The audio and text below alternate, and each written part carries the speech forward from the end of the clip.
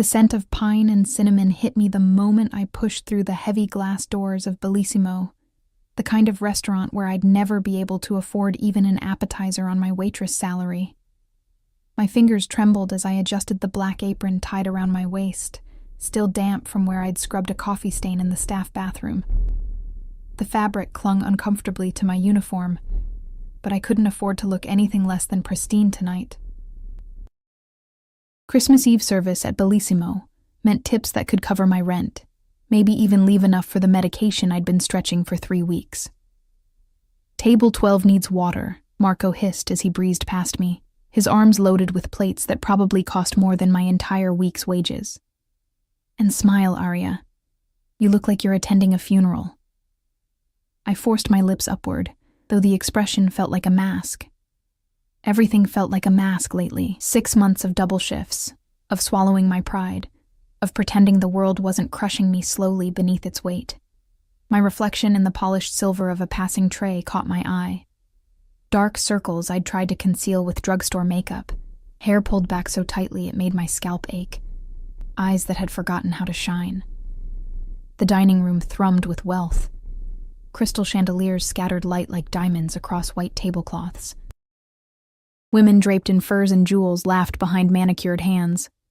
Men in suits that cost more than my car checked gold watches between sips of wine I couldn't pronounce. I moved between them like a ghost, visible only when they needed something, invisible the moment I delivered it. "Miss."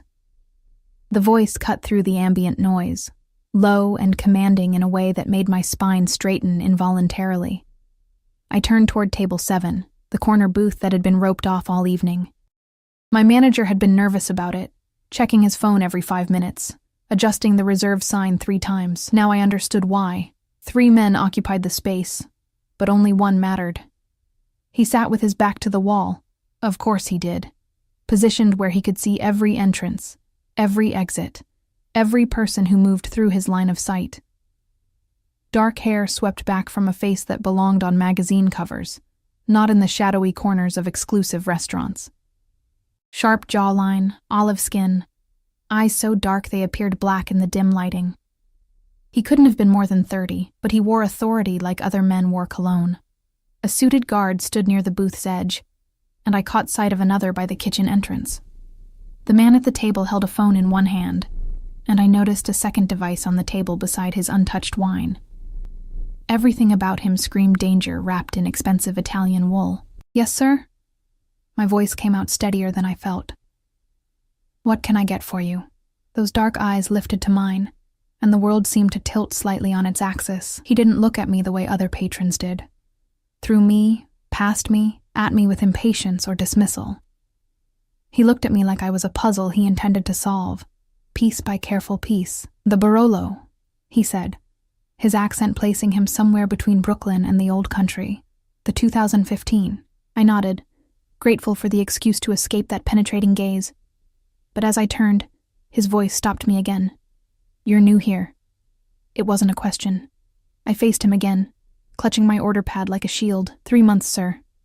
"You don't belong here." Again, not a question. A statement delivered with absolute certainty. Heat crept up my neck. "I'm sorry if my service, that's not what I meant." He leaned back, and the leather creaked softly beneath him. One of his companions whispered something, but he waved the man silent without breaking eye contact with me. "You move like someone who's afraid of taking up space, like you're apologizing for existing." The observation landed like a physical blow. I opened my mouth, closed it, felt my carefully constructed composure cracking at the edges. "The wine, sir. I'll get your wine." I fled before he could say anything else, before he could strip away any more of the protective layers I'd built between myself and the world. My hands shook as I retrieved the bottle from the temperature-controlled case, and I had to read the label twice to make sure I had the right year. When I returned to table 7, he was alone. The 2 men had vanished, though I spotted them near the bar, speaking in low tones to Marco. The guard remained, statue still by the booth. "Your companions?" I asked as I presented the bottle for his inspection. "Business associates." He studied the label, then nodded. "They'll return." I went through the ritual of opening the wine, hyper-aware of his attention on my movements. My fingers fumbled with the foil cutter, and I felt my cheeks burn with embarrassment. But when I glanced up, he wasn't looking at my hands. He was looking at my face with an intensity that made breathing difficult. "What's your name?" "Arya." The response was automatic, though I immediately regretted giving it. "Arya." He repeated it slowly, like he was tasting each syllable. "It means air, breath, life. Yes, sir." "Stop calling me sir."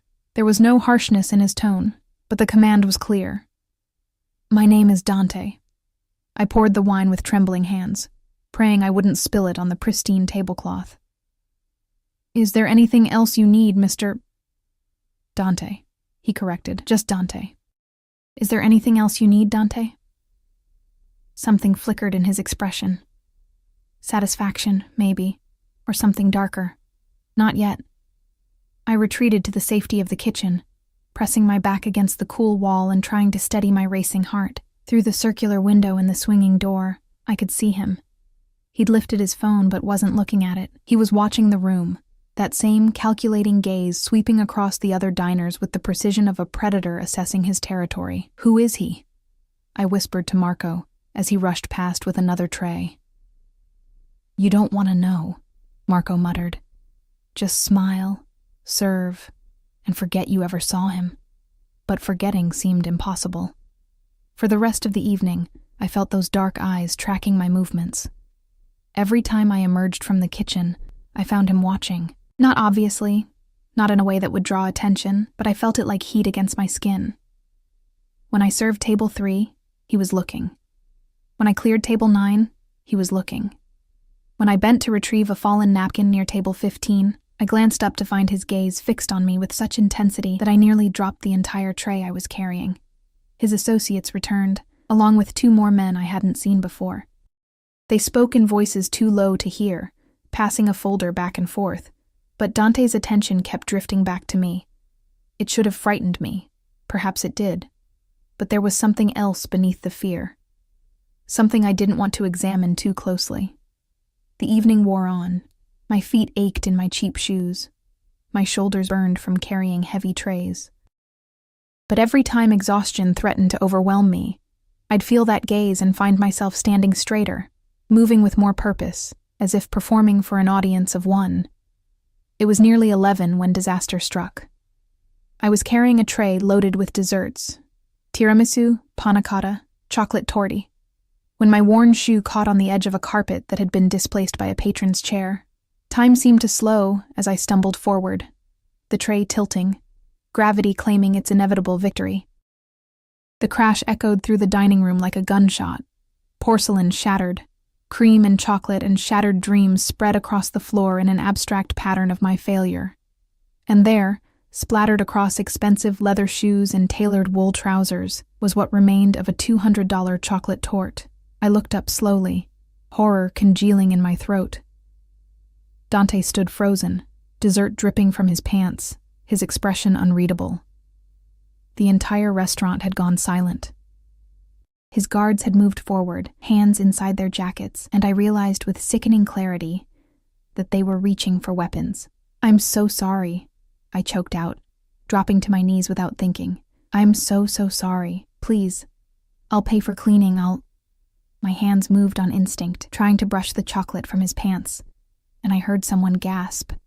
Too late, I realized what I'd done. I touched him, without permission.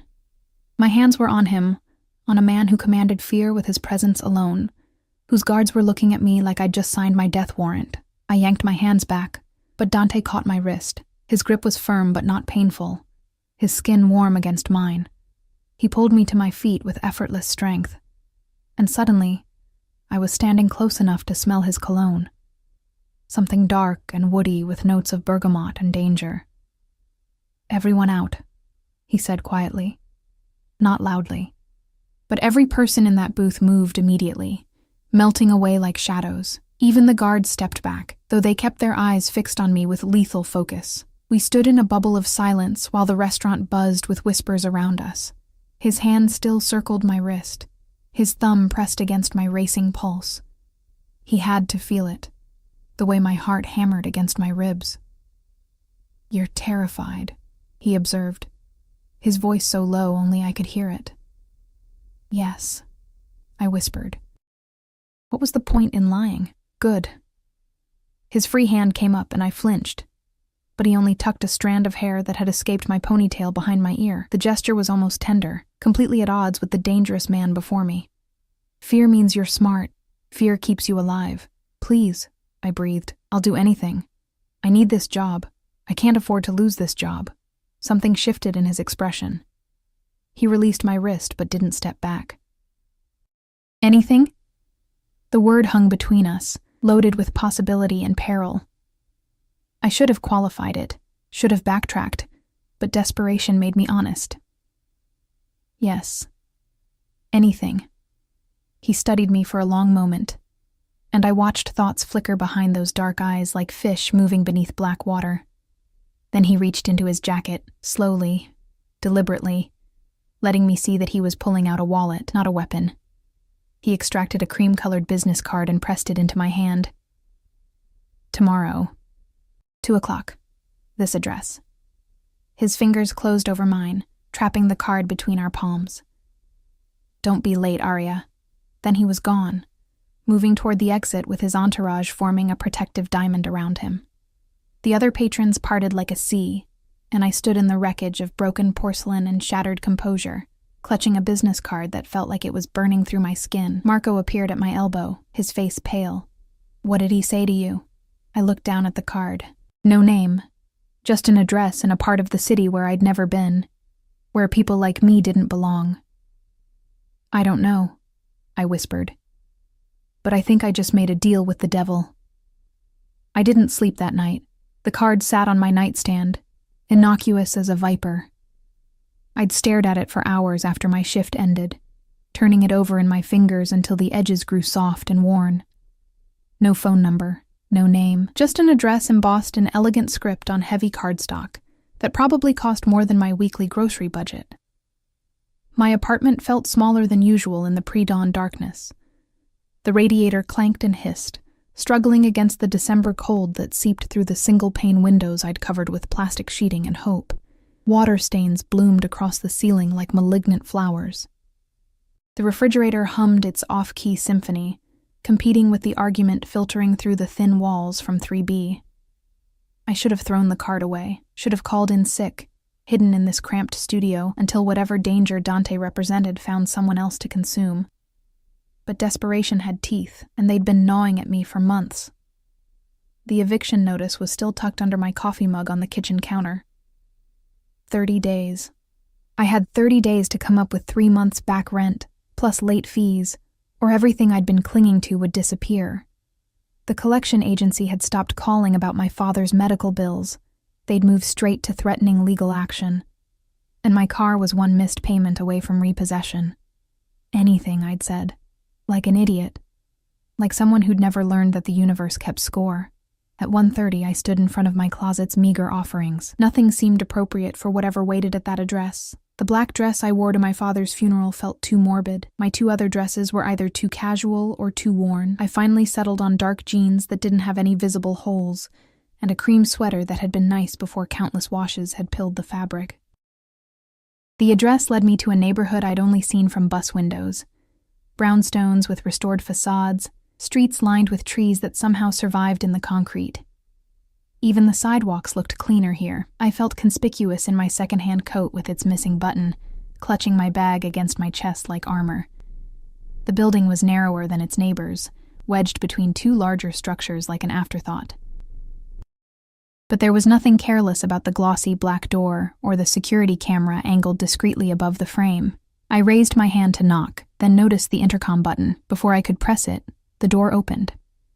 The man who stood there wasn't Dante. This one was older, built like a truck, with a scar running through his left eyebrow. He looked me up and down with the professional assessment of someone paid to identify threats. "Arya?" His voice rumbled from somewhere deep in his chest. "Yes." He stepped aside, gesturing me into a narrow hallway that opened into unexpected space. The interior bore no resemblance to my assumptions. Exposed brick walls, gleaming hardwood floors, modern art that probably cost more than my yearly salary. Everything spoke of money spent by someone who knew the difference between expensive and valuable. "Second floor," the guard said. "He's expecting you." My footsteps echoed on the wooden stairs. Another guard stood at the landing, this one younger but equally imposing. He nodded as I passed, but didn't speak. The second floor opened into what might have been a living room in a normal home. Here, it was something else. A space caught between residence and fortress. Leather furniture arranged with mathematical precision. Windows that I suspected were bulletproof. And cameras, subtle but present, in every corner. Dante stood by the window, his back to me, phone pressed to his ear. He wore dark slacks and a white shirt with the sleeves rolled to his elbows, exposing forearms marked with ink I couldn't quite make out. His hair was slightly disheveled, as if he'd been running his hands through it. "I don't care what Salvatore thinks," he said into the phone, his voice carrying the edge of someone whose patience had limits.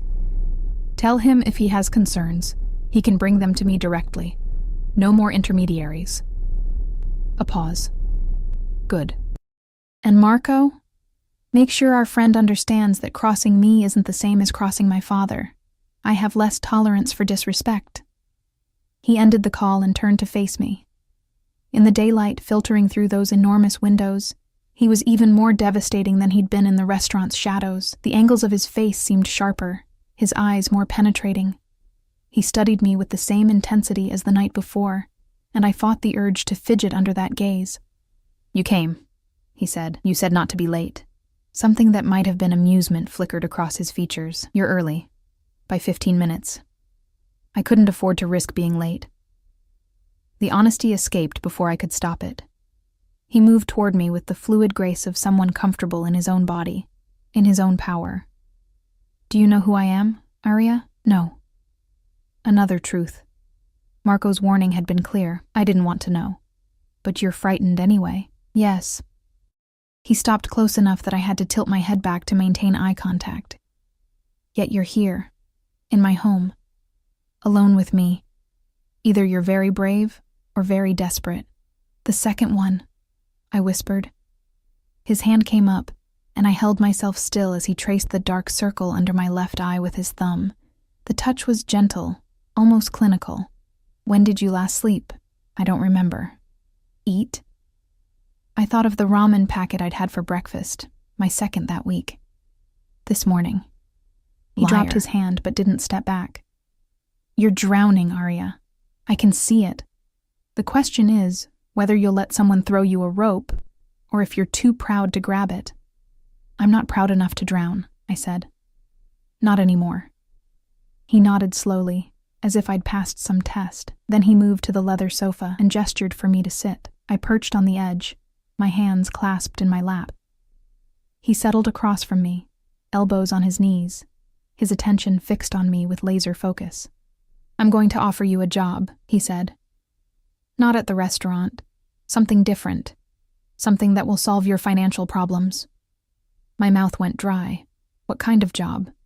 "My family is very traditional, old-world values, old-world expectations." He leaned back, crossing one ankle over his knee. "Every Christmas, we gather at my grandfather's estate.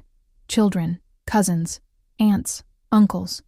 3 generations of Morellis under one roof." "That sounds nice," I said, unsure where this was leading. "It would be, except my grandfather has decided it's time for me to settle down, get married, produce heirs to carry on the family legacy." His lip curled slightly. "He's been introducing me to daughters of his associates, women who see me as a transaction, a way to secure their family's position." Understanding began to dawn, cold and uncomfortable. "You want me to pretend to be my wife," he finished. "Just for Christmas. 5 days at the estate. You'll meet my family, play the role of the devoted spouse, and when it's over, I'll pay you enough to solve whatever problems are keeping you awake at night." I stared at him, certain I'd misheard. "You want me to lie to your family, pretend we're married?" "Yes." "Why me? You could hire an actress, someone professional, because you're real." He leaned forward again, his gaze pinning me in place. "The women my grandfather finds for me are polished to a shine. Everything about them is calculated. But you spilled dessert on me and looked like you expected me to have you killed. That kind of genuine terror can't be faked. That's not reassuring. It's not meant to be. He pulled a folder from beneath the coffee table and slid it across to me. This is the contract. You'll read every word. You'll understand exactly what you're agreeing to before you sign anything. My hands trembled as I opened it. The first page outlined compensation, a number that made my vision swim, enough to cover my rent, my debts, and leave a cushion that would let me breathe for the first time in months, maybe years. This is too much, I breathed.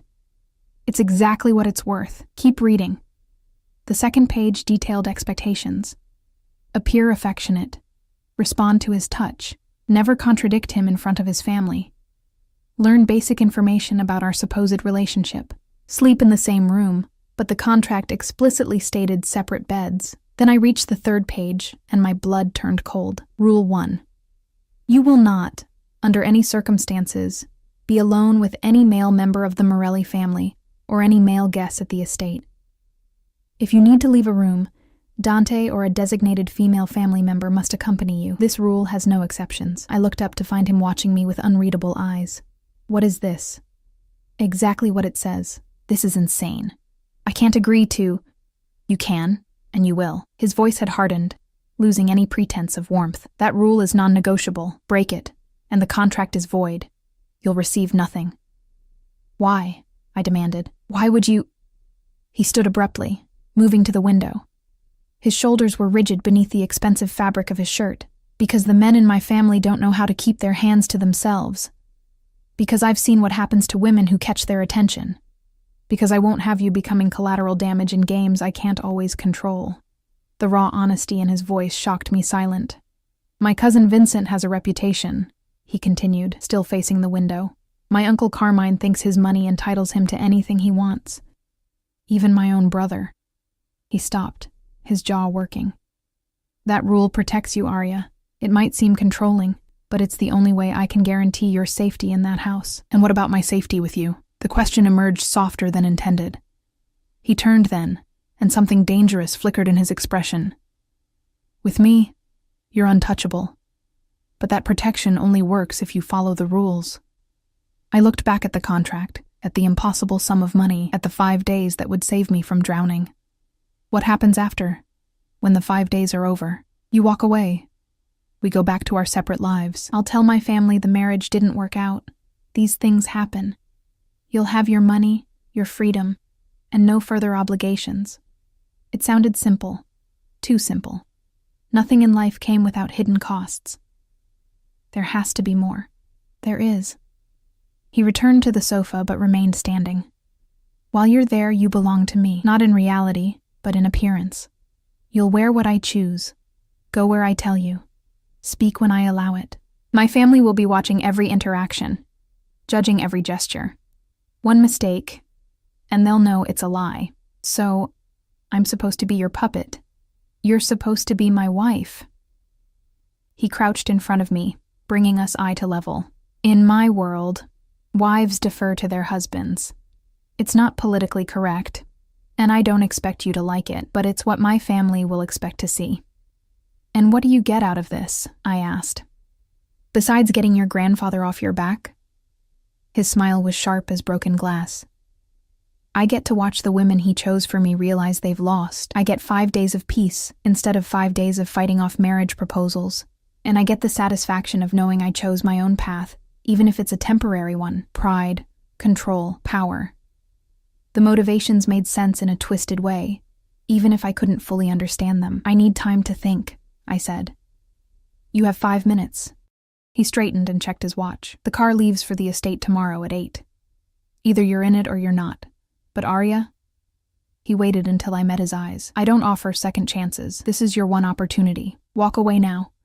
And you'll never see me again. I thought of my apartment, the eviction notice, the collection calls, the medication I'd been rationing, the future that looked like an endless tunnel with no light.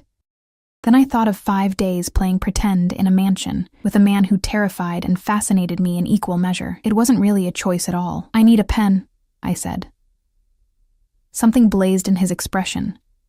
triumph, or satisfaction, or hunger, I couldn't tell. He produced a pen from his pocket, expensive and heavy. I took it, feeling the weight of what I was about to do settle over me like a shroud.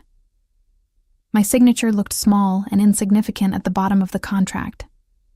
Dante's joined it moments later, bold and decisive. "One more thing," he said as I stood to leave. "Tomorrow morning, a car will pick you up at 7. Bring nothing. Everything you need will be provided. Nothing? No photos, no phone, no reminders of your other life. For 5 days, that life doesn't exist. Only this one." The reality of what I'd agreed to crashed over me like ice water. "I don't even know your last name." "Morelli," he said. "Dante Morelli. And as of tomorrow, you're Aria Morelli. Try not to forget it." The black Mercedes that arrived at 7 the next morning was nothing like the cars I'd grown accustomed to seeing. It gleamed with a polish that seemed almost liquid, its windows tinted so dark I couldn't see inside. A driver in a charcoal suit emerged, the same scarred man from Dante's brownstone, and opened the rear door without a word. I climbed in, my empty hands feeling strange and weightless. The interior smelled of leather and something subtle I couldn't identify, expensive and clean. Dante sat in the far corner, scrolling through one of his phones. He wore a black sweater and dark jeans, somehow making casual look calculated. He didn't look up as the door closed behind me. "Seatbelt," he said. I fumbled with the mechanism, hyper-aware of the silence between us. The car pulled into traffic with a smoothness that spoke of suspension systems I couldn't fathom. We'd been driving for 5 minutes before he finally set down his phone and turned his attention to me. "You didn't sleep again." It wasn't a question, but I answered anyway. "No." "Second thoughts?" "About 100 of them." His mouth curved slightly. "But you're here." I signed a contract. Contracts can be broken. He shifted, angling his body toward mine. "Are you going to break this one, Aria?" I met his gaze and saw the test in it. "No." "Good." He reached into a leather bag at his feet and withdrew a small velvet box. My heart stuttered when I saw it. "Give me your left hand." I extended it slowly, watching as he opened the box to reveal a ring that caught the morning light and shattered it into 1,000 pieces. The diamond was substantial, but not ostentatious, set in what looked like platinum. 2 smaller stones flanked it, and the band itself bore intricate engraving. "It was my grandmother's," he said, sliding it onto my finger. The fit was perfect. She died when I was 12. My grandfather kept it in a safe for years, waiting for the right woman. The weight of it felt wrong on my hand. "I can't wear this. What if something happens to it? Then something happens to it." He didn't release my hand, his thumb tracing over the ring. "But nothing will. You'll treat it with the same care you'd treat your own life, because that's what my family will expect." His touch lingered longer than necessary before he pulled back. From the bag, he produced a folder thick with papers. "Everything you need to know about us, how we met, when we got married, where we went on our honeymoon. Memorize it. My Aunt Francesca has a memory like a steel trap, and she'll test you." I opened the folder to find page after page of fictional history. We'd met at a charity gala. I'd been serving, naturally, and he'd been immediately taken with my grace. We'd dated for 6 months before he proposed at a restaurant overlooking the harbor. We'd married quietly, just a small ceremony, because I preferred intimate gatherings. Our honeymoon had been 2 weeks in the Italian countryside, visiting his family's ancestral home. "This is detailed," I murmured, scanning descriptions of places I'd never been, moments I'd never lived. "It has to be. My family doesn't accept surface-level lies. They dig until they find truth or blood." He paused. "Usually both." The drive stretched into hours. We left the city behind, trading concrete for countryside.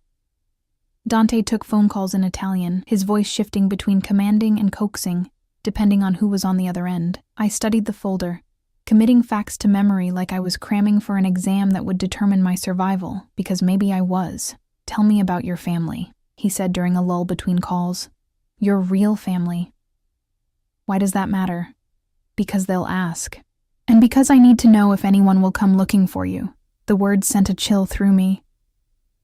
"Should someone be looking for me?" "Not unless you give them a reason to." He watched me with those unsettling dark eyes. Answer the question, Aria. My mother left when I was 6. I don't remember much about her except the smell of her perfume and the sound of the door closing. The memories tasted bitter. My father raised me. He was a good man. Worked construction until his hands gave out, then took whatever jobs he could find. He got sick 3 years ago, lung cancer. I dropped out of college to take care of him. And now? Now he's buried in a cemetery I can't afford to visit because I sold my car to pay for his last month in hospice. My voice cracked, despite my efforts to keep it steady. No one's coming to look for me. I'm a ghost to anyone who might have cared. Dante was quiet for a long moment. That's not true. Which part? The part where you think no one cares. He leaned forward, forcing me to meet his gaze. I care. Because for the next 5 days, you're mine to protect. That means something. It means you need me to play a role. It means more than that. His intensity was almost physical. It means if anyone in that house tries to hurt you, disrespect you, or even looks at you the wrong way, they'll answer to me. Do you understand? I didn't. Not really, but I nodded anyway. The estate appeared like something from a different century. Iron gates opened to reveal a driveway that curved through manicured grounds. The main house sprawled across the landscape.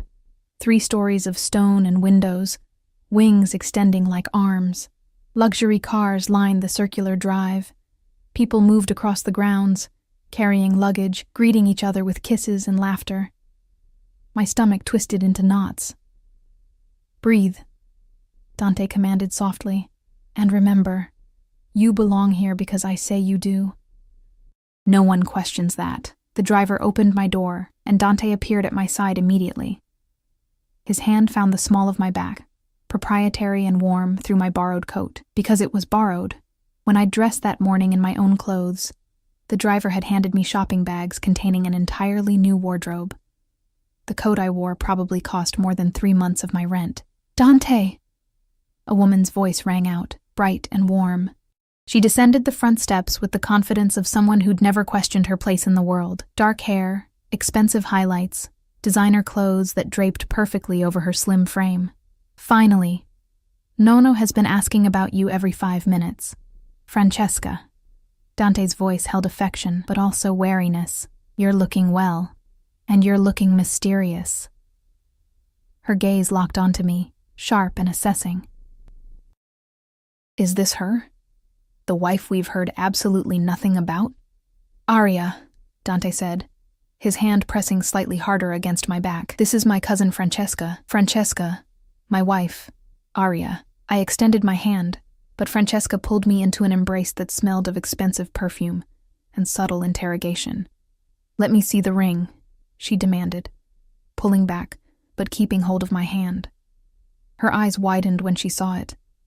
Madonna, that's Nonna Lucia's ring. Dante, you said... I know what I said. His tone brooked no argument. Things changed.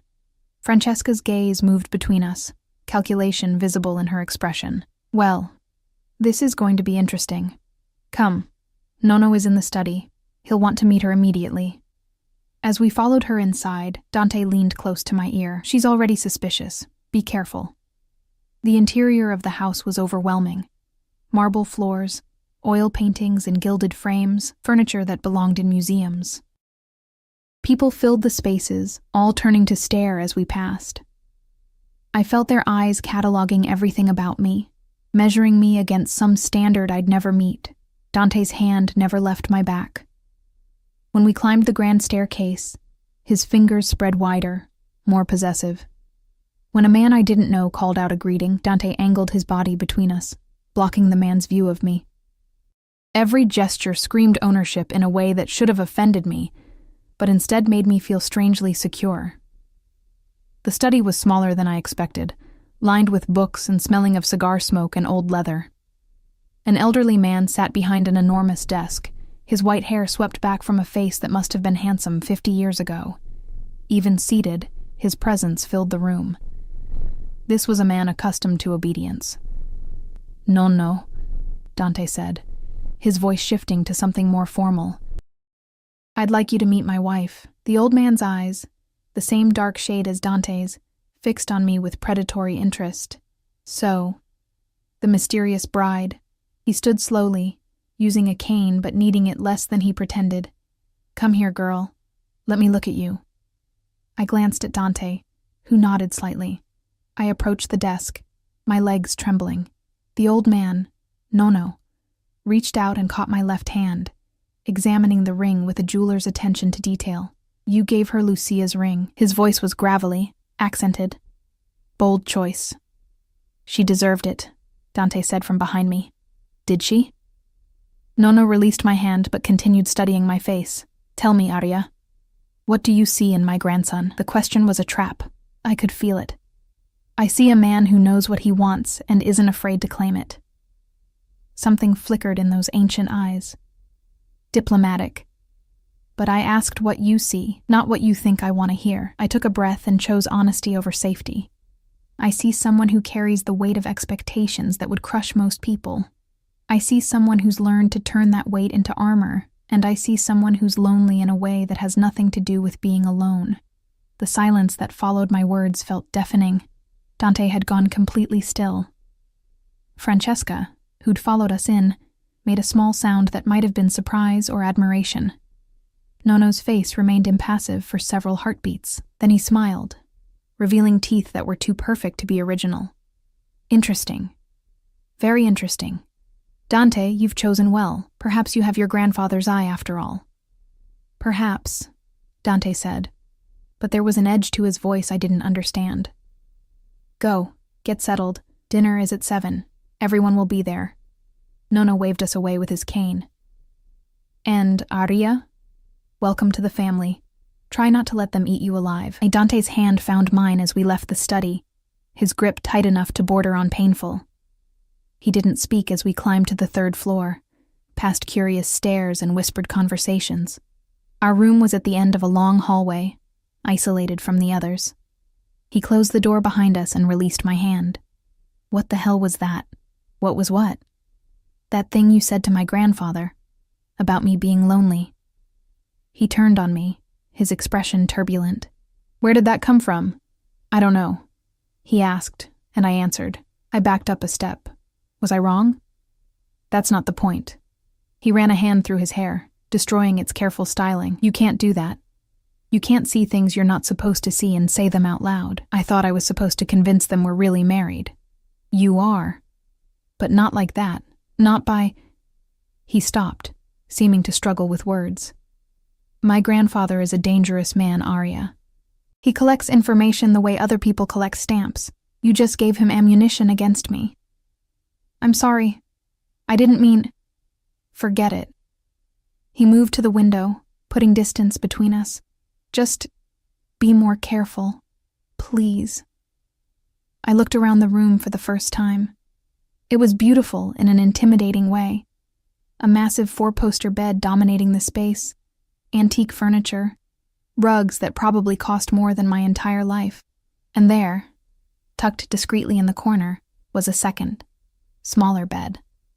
The separation we'd agreed upon. The bathroom is through there, Dante said without turning around. Your clothes are already in the closet. Dinner clothes are marked. Wear the red dress. Dante, I need to make some calls. Stay in this room until I come back for you. Don't open the door for anyone except me. He finally looked at me, and his expression had shuttered completely. Remember Rule 1, Arya. It starts now. He left before I could respond, and I heard the quiet snick of a lock engaging. I was alone in a gilded cage, wearing a dead woman's ring, carrying a false name, and already failing at the role I'd been paid to play. I moved to the window and looked out over the estate grounds. People moved below like pieces on a chessboard, playing games I didn't understand with rules I'd never learned. Somewhere in that house were men Dante feared would hurt me. Somewhere below, his grandfather was analyzing every word I'd said, looking for weaknesses to exploit. And somewhere, buried beneath my terror and uncertainty, was a traitorous flutter of something that felt dangerously close to excitement. Because for 5 days, I belonged to someone who saw me as more than invisible. For 5 days, I mattered enough to protect, even if it was all a beautiful, expensive lie. The ring caught the afternoon light and threw rainbows across the room. I touched it gently, feeling the weight of history and deception. In 5 days, I'd return it. In 5 days, I'd go back to being no one. But right now, for this moment, I was Aria Morelli. And I had no idea if that would save me or destroy me. The red dress fit like it had been designed for my body specifically. Silk that whispered against my skin, a neckline that suggested rather than revealed, a hem that fell just above my knees. When I looked in the mirror, I barely recognized myself. My hair, washed with products that cost more than I wanted to imagine, fell in soft waves around my shoulders. The makeup artist who'd appeared an hour ago had transformed my exhaustion into something that looked almost like elegance. I was studying my reflection, trying to reconcile this woman with the one who'd spilled dessert 2 days ago, when the door opened. Dante entered without knocking, and I watched his reflection freeze behind mine in the mirror. His eyes traveled from my face down to my shoes and back up again, slowly, deliberately. Something dangerous flickered in his expression before he controlled it. "Turn around." I obeyed, my heart hammering. He approached with predatory grace, and I held myself still as he circled me once, then twice. His finger traced along my shoulder blade, adjusting the dress's drape. "Perfect," he murmured. Then, louder, "There's something missing." He withdrew a velvet box from his jacket, longer than the ring box, flatter. Inside lay a necklace that made my breath catch, diamonds and rubies arranged in an intricate pattern, delicate but unmistakably valuable. "I can't wear that," I whispered. "You will." He moved behind me, and I felt the cold kiss of metal against my throat. His fingers brushed my nape as he fastened the clasp, and I shivered involuntarily. In my world, a wife wears her husband's gifts. It shows everyone that you're claimed, protected, mine. That word again, mine. He said it the way other people said their own names, with absolute certainty and ownership. "Look at me." His hand settled on my shoulders, turning me to face him. He'd changed into a black suit that probably cost more than my year's salary. His hair swept back, his jaw sharp enough to cut. "Tonight will be difficult. There will be 23 people at dinner. Most of them will try to find cracks in our story. Some will do it subtly. Others won't bother with subtlety at all. What do I do? You stay close to me. You let me speak for us when appropriate. You smile and nod and remember everything we rehearsed." His thumb stroked small circles on my shoulders. "And if anyone makes you uncomfortable, you tell me immediately. Understood?"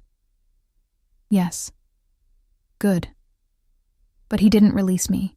Instead, his gaze dropped to my mouth, and for a breathless moment I thought he might kiss me. Then he stepped back abruptly. "One more thing. My brother will be there. Marco. You mentioned him before, in the contract briefing. I mentioned he's dangerous." Dante's voice had gone hard. "He's going to test you, Aria. He's going to push boundaries to see if you'll break character. Under no circumstances do you let him isolate you from the group." I remember Rule 1. Rule 1 isn't enough with Marco. He moved to the door, then paused. "He has a gift for finding what people fear and exploiting it. Don't give him ammunition." The dining room could have hosted a small wedding. A table stretched the length of the space, set with china and crystal, that caught the chandelier light and multiplied it. People were already gathering, dressed in their finest, carrying cocktails and conversation with equal ease. Dante's hand found my back again as we entered, and I felt eyes turn toward us like flowers seeking sun. Conversations didn't stop exactly, but they shifted, became more conscious of our presence. There he is, a man who had to be related to Dante. Same dark coloring, same sharp features, but softer somehow, less dangerous. Approached with a drink in hand, and a smile that didn't quite reach his eyes. My little brother, finally gracing us with his presence, and this must be the bride we've heard so much about. "Marco." Dante's tone carried a warning. "This is Aria. Aria, my older brother Marco." Marco took my hand and brought it to his lips, his gaze never leaving my face, enchanted. "Tell me, Aria, how did you manage to trap my notoriously commitment-phobic brother?" "I didn't trap anyone," I said, fighting the urge to pull my hand back. "No?" Marco released me slowly. "Then perhaps he trapped you. Dante always did have a talent for getting what he wants. Marco. Dante's voice dropped to something lethal. Back off. I'm just being friendly. Marco's smile widened. Surely you want your family to welcome your new wife. I want you to remember your manners. The tension between them was thick enough to choke on. I felt Dante's hand press harder against my back, felt the coiled violence in his body. Marco seemed to feel it too, because he laughed and raised his hands in mock surrender. Of course. My apologies, Arya. Welcome to the family. He moved away, but I felt his gaze lingering like oil on my skin. He's going to be a problem, I whispered. He's always a problem. Dante guided me toward the table. Stay on my right. Don't let anyone separate us. Dinner was an elaborate dance of courses and conversations. I sat beside Dante, hyper-aware of every movement, every word. His grandfather held court at the head of the table, telling stories in rapid Italian that made everyone laugh. Francesca sat across from us, watching with calculating eyes. And Marco positioned himself 4 seats down, where he could observe without being obvious about it. The food was incredible, each course more elaborate than the last. But I could barely taste any of it. I was too focused on maintaining my character, on remembering the fiction we'd created, on not making a mistake that would cost me everything. So, Arya, an older woman I'd been introduced to as Aunt Sophia said during the 3rd course, tell us about your family. Where are you from? The question I'd been dreading. I'm from the city. My father passed away a few years ago. My mother left when I was young. How tragic, Sophia said, but her eyes were sharp. And what did your father do? Construction. Then various jobs after his health declined. Construction. She repeated the word like it tasted bad. How industrious. My father was a good man, I said, hearing the edge in my own voice. He worked hard to provide for me. I'm sure he did, dear. Sophia's smile was poison wrapped in sugar. It's just so unusual for Dante to choose someone from such a different background. That's enough, Sophia. Dante's voice cut through the conversation like a blade. My wife's background is none of your concern. I didn't mean... Yes, you did. He set down his fork with deliberate care. Arya's family may not have our name or our money, but she has something more valuable: integrity, grace, strength. His hand found mine under the table, his grip almost painfully tight. Things some people at this table wouldn't recognize if they saw them. The table had gone silent. Even Nonno had stopped eating, watching the exchange with interest. I felt heat flood my face, embarrassment, and something else. Something that felt dangerously like gratitude. Well said, grandson, Nonno finally spoke. Love doesn't concern itself with bank accounts. Your grandmother came from nothing, and she was the finest woman I ever knew. The tension broke slightly, conversations resuming in quieter tones. But Dante's hand remained locked around mine, and I could feel rage vibrating through him like a tuning fork. Thank you, I whispered. Don't thank me for defending what's mine. He brought my hand to his lips, pressing a kiss to my knuckles that felt more like a brand than affection. No one disrespects you while you wear my ring. The possessiveness should have frightened me. Instead, it kindled something warm and dangerous in my chest. The rest of dinner passed in a blur. Dessert, coffee, liqueurs I didn't touch. People began to drift away from the table, forming smaller groups throughout the house. Dante kept me at his side, his hand never leaving the small of my back, or my waist or my shoulder. Every touch reinforced the same message. She's mine. I need some air, I finally said, feeling overwhelmed by the heat and the noise and the constant scrutiny. There's a balcony upstairs. Dante started to guide me toward the stairs, but Francesca intercepted us. Dante, Nonno wants to speak with you. Something about the shipment from Naples. He tensed. It can wait. He said now. Francesca's expression was apologetic, but firm. I'll keep Arya company while you're gone. I felt Dante's reluctance in the tightening of his grip. 10 minutes. No more. I'll be fine, I assured him, though my stomach had knotted with anxiety. He leaned close, his lips brushing my ear. Stay with Francesca. Don't go anywhere alone. I'll be back as soon as possible. Then he was gone, and I was left with his cousin, who studied me with undisguised curiosity. Come, she said, linking her arm through mine. Let's get that air you wanted, and maybe you can tell me what's really going on. I don't know what you mean. Please. Francesca guided me through the house and out onto a stone terrace overlooking the gardens. I've known Dante my entire life. I've never seen him look at anyone the way he looks at you.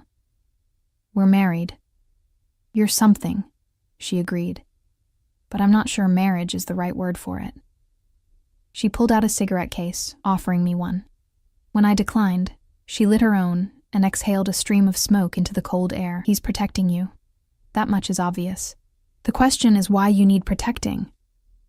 Your family isn't exactly welcoming. True. But Dante doesn't usually care about things like that. He brings who he wants, when he wants, and everyone else can go to hell. She tapped Ash over the railing. So what makes you different? I don't know, I admitted. Maybe I'm not. Maybe this is just... Aria!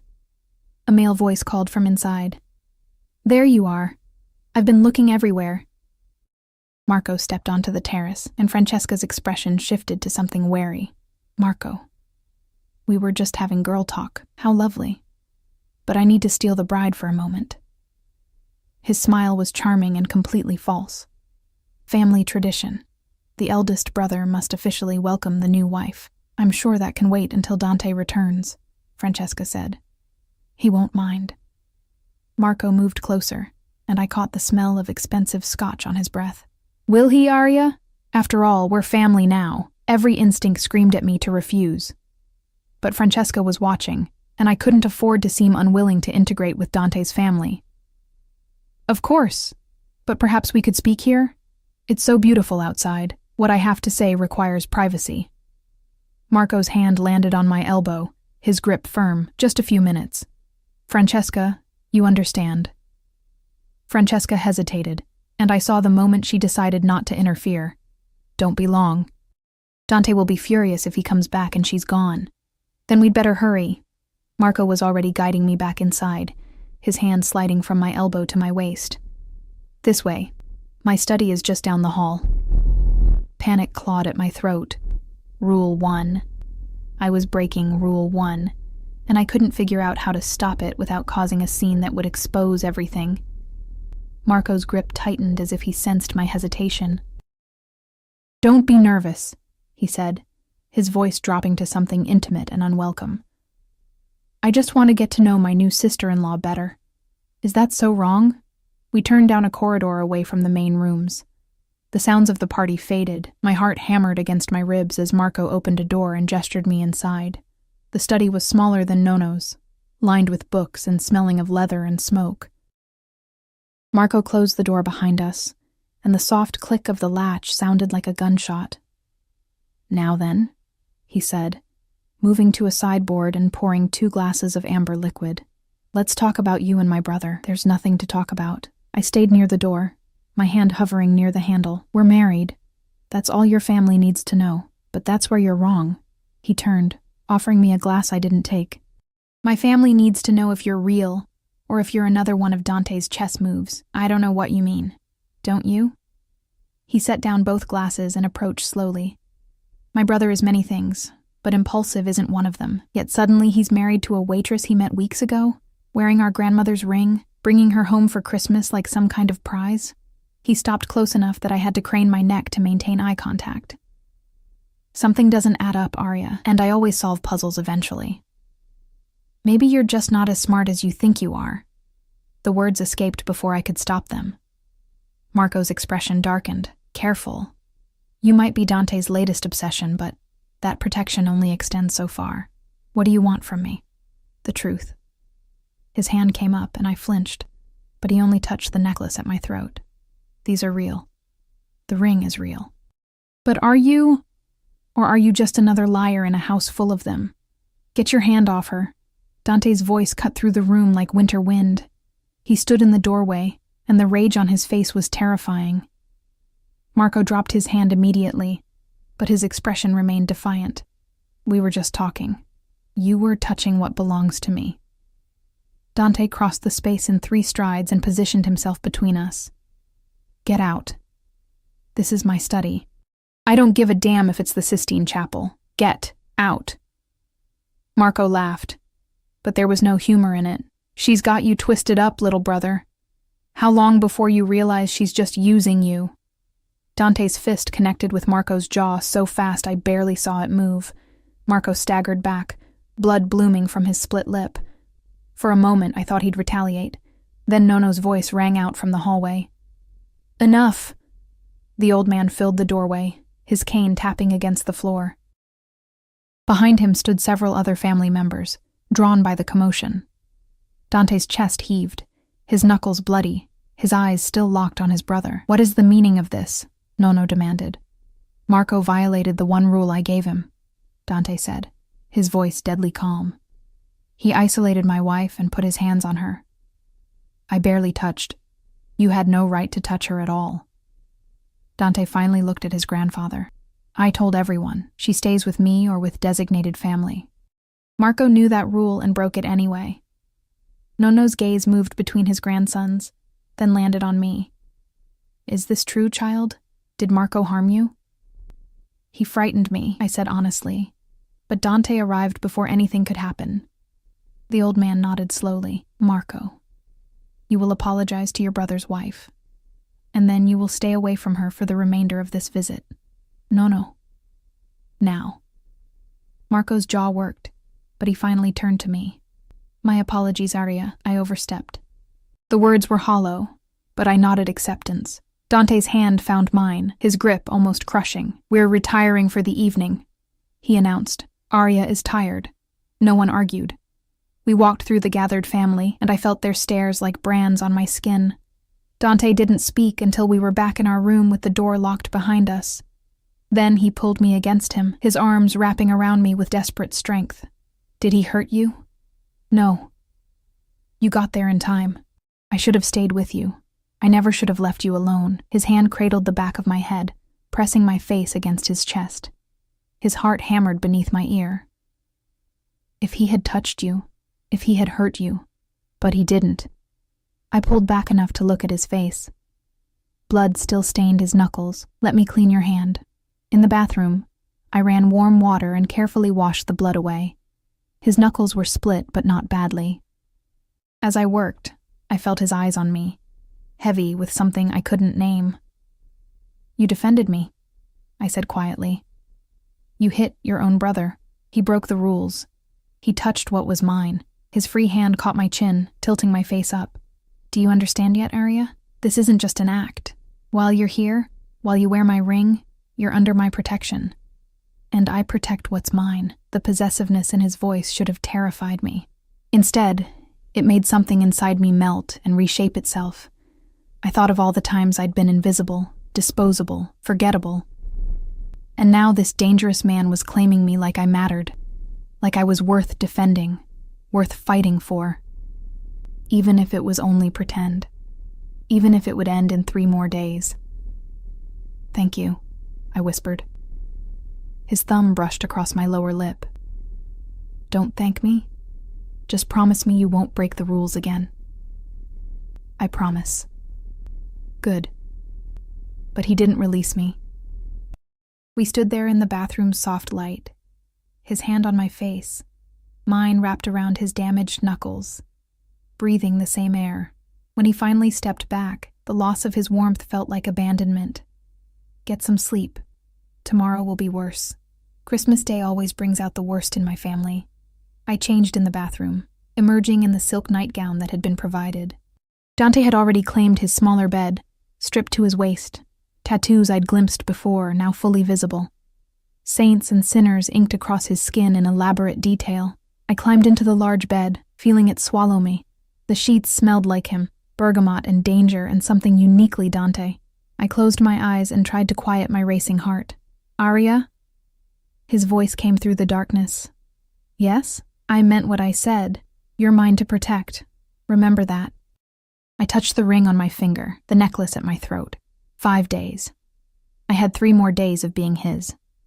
And God help me.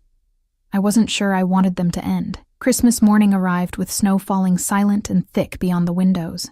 I woke to find Dante already dressed, standing at the glass with a phone pressed to his ear, speaking in rapid Italian.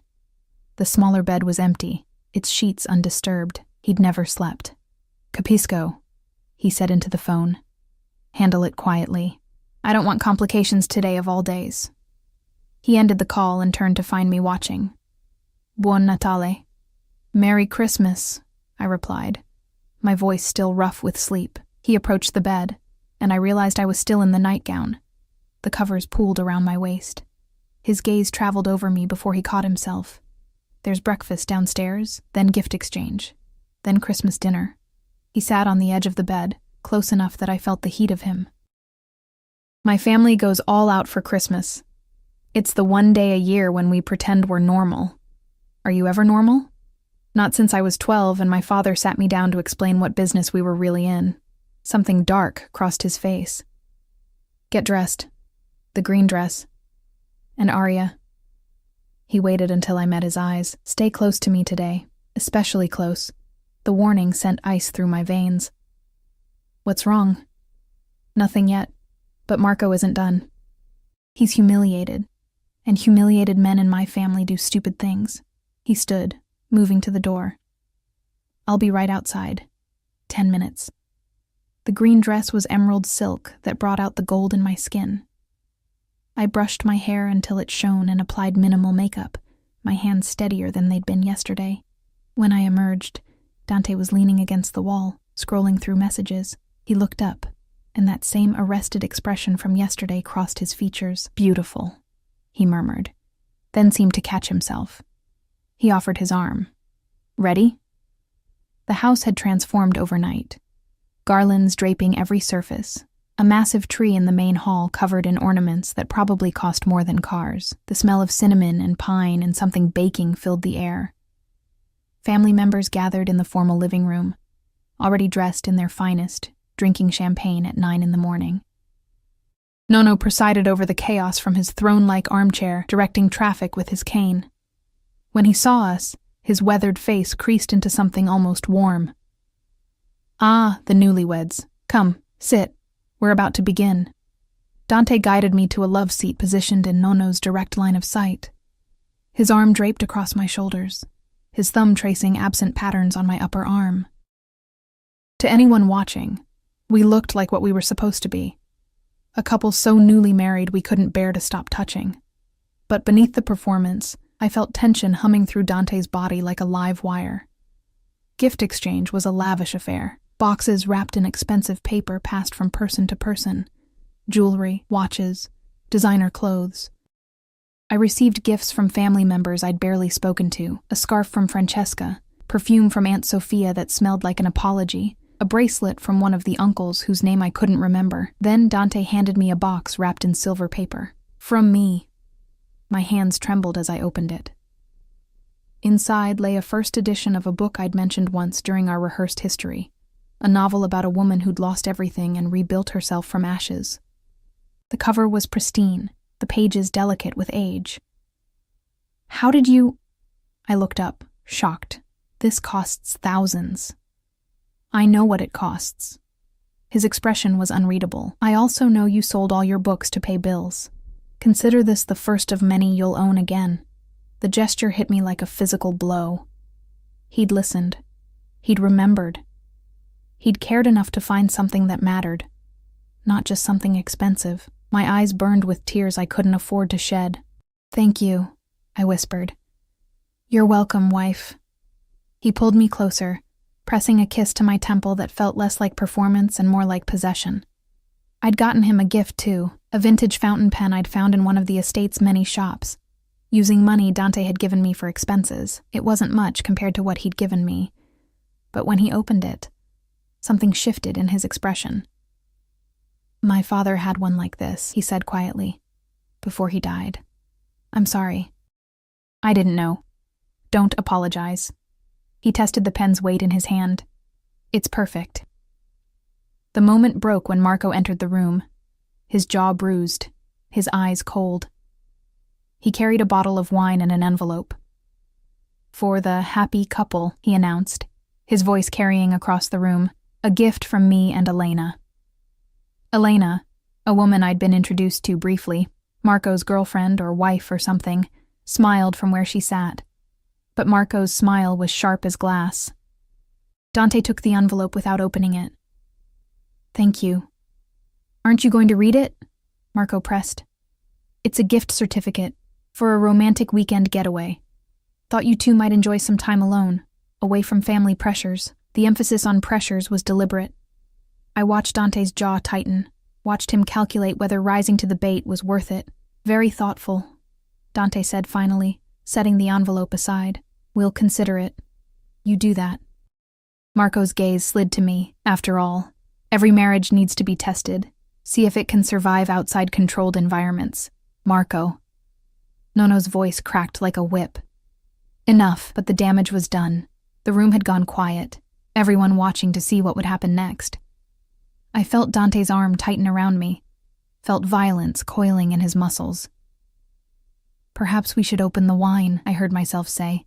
It would be rude not to accept such a generous gift. The deflection worked. Marco's smile widened, but he backed off. Dante's hand found mine under the cover of my skirt, squeezing once in what might have been gratitude or warning. The rest of the morning passed in a blur of forced cheer and underlying tension. By the time we broke for lunch, my face hurt from smiling. Dante barely left my side, his touch constant, a hand on my back, fingers laced through mine, his body angled to shield me from direct interaction with his brother. "You're exhausted," he observed as we climbed the stairs to change for dinner. "I can see it." "I'm fine." "You're a terrible liar." He unlocked our door and guided me inside. "Rest. I have some business to handle before dinner. I'll be back in an hour."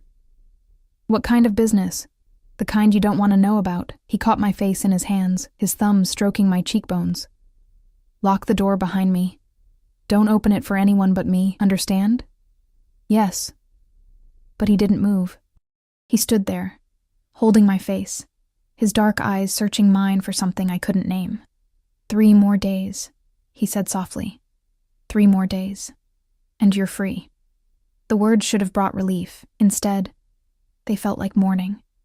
He left before I could respond. I locked the door and collapsed onto the bed, still wearing the green dress, too tired to care about wrinkles. My mind raced with everything that had happened.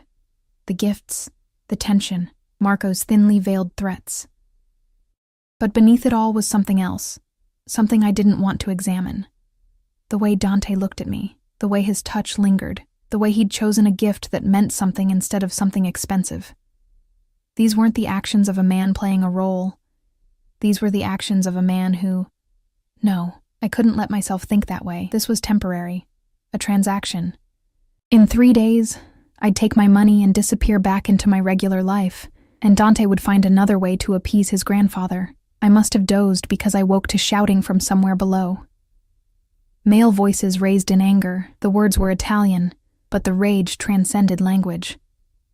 I sat up, my heart hammering, straining to identify the voices, Dante and Marco, fighting about something that made the floor vibrate with violence, a crash, breaking glass, more shouting, then silence so complete it was worse than the noise.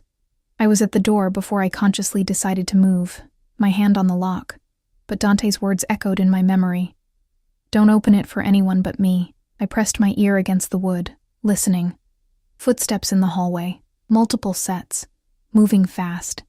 A knock made me jump back. "Aria!" Francesca's voice, tight with stress.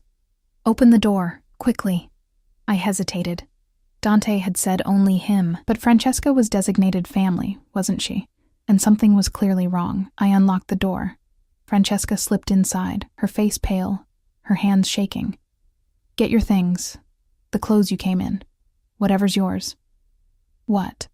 Why?" "Because Dante just beat Marco half to death in Nono's study, and the family is fracturing." She moved to the closet, pulling out the bag I'd arrived with. Marco said something. I don't know what. But Dante snapped. Really snapped. Nono is trying to calm things down, but... The door burst open. Dante filled the frame, his shirt torn, his knuckles bleeding again, his face carved from stone. "Out, Francesca." She fled without argument. Dante closed the door and locked it, then turned to face me. Blood spattered his collar. His chest heaved with exertion or rage or both. "What happened?" I whispered. Marco can't keep his mouth shut. His voice was gravelly, dangerous. He implied things about you, about us. What kind of woman would marry me for money. He crossed to me in 3 strides. I told him if he said your name again, I'd kill him. He laughed, so I made sure he understood I wasn't joking. Dante, don't. His hands framed my face, tilting it up to meet his burning gaze. Don't tell me I overreacted. Don't tell me he's family. Don't tell me any of the rational things I already know. I wasn't going to. My hands came up to cover his, feeling the blood cooling on his skin. I was going to say thank you. Something broke in his expression. You shouldn't thank me. You should run from me. I'm not a good man, Arya. I never have been. But when he talked about you like you were nothing, like you were just some gold digging, he stopped, his jaw working. I couldn't hear it. I won't hear it. Why? The question escaped before I could stop it. Why do you care so much? This is just an arrangement, a business deal. In 3 days, I'm gone. His laugh was bitter. You think I don't know that? You think I haven't been counting down the hours until you disappear from my life? His thumbs stroked my cheekbones, a gesture at odds with his harsh words. But while you're here, while you wear my ring, while you carry my name, you're mine. And I protect what's mine, even when it's temporary, even when it destroys me. The raw honesty in his voice cracked something open inside me. What if I don't want to be temporary? The words hung between us like a held breath. Dante's eyes searched mine, looking for deception, for manipulation, for anything except the truth I was too exhausted to hide. Don't, he said roughly. Don't say things like that unless you mean them. I mean them. My hand slid from his to grip his forearms, feeling the tension coiled there. I came here for money, for survival. But somewhere between your grandfather's study and tonight, something changed. You changed it. You made me feel like I mattered, like I was worth defending, worth protecting. Worth. He kissed me. Not gently. Not tentatively. He kissed me like a drowning man finding air, his hands tangling in my hair, his body pressing mine against the door. I kissed him back with equal desperation, tasting blood and anger, and something that felt terrifyingly close to need. When we finally broke apart, both breathing hard, he rested his forehead against mine. This is insane. You know that, right? I know. I'm not a good man. I do terrible things for terrible reasons. My world is violent and dangerous and not meant for people like you, people like me. Good people. Innocent people. People who deserve better than what I can offer. His hands gentled in my hair. You should take your money and run as far from me as possible. What if I don't want to run? Then you're as crazy as I am. He kissed me again. Softer this time, but no less consuming. And God help us both. A sharp knock interrupted us. Dante. Nono's voice muffled by the door. We need to talk. Now. Dante's eyes closed briefly, his hands tightening in my hair. Then he released me and stepped back, leaving me cold and unsteady. Stay here. I mean it this time. Lock the door. Don't open it for anyone. What's going to happen? I don't know. But whatever it is, you're protected. I'll make sure of it. He cupped my face one more time. Trust me, Arya. I do. The surprise in his expression nearly broke me. Then he was gone, and I was alone with the taste of him on my lips and the certainty that nothing would ever be the same. I paced the room for what felt like hours. Outside, the sun set early, winter darkness claiming the estate. Voices rose and fell from somewhere below, arguing, negotiating, deciding my fate without my input. When the door finally opened, I spun around expecting Dante. Instead, Nono entered, using his cane but moving with more purpose than pretense. He closed the door behind him and studied me with those ancient, calculating eyes. Sit, child. I obeyed, sinking onto the edge of the bed. He settled into the armchair by the window, arranging himself with the care of someone whose bones remembered every year they'd carried. You've caused quite the upheaval, he said finally. In less than 3 days, you've managed to fracture my family in ways I haven't seen in 20 years. I'm sorry. I never meant... Don't apologize for being the catalyst. Sometimes families need to break before they can heal properly. He tapped his cane against the floor. Dante told me everything. The arrangement, the contract, the 5 days. All of it. Horror flooded through me. Sir, He also told me he's in love with you. The world tilted. What? I've known that boy since he drew his first breath. Watched him grow from a baby into the man who now runs half our operations. I've seen him angry, violent, cold, calculating. But I've never seen him terrified until tonight. Nono leaned forward. He's terrified of losing you, Arya. Terrified that when these 5 days end, you'll take your money and disappear, and he'll go back to being the lonely man you described in my study. Tears burned my eyes.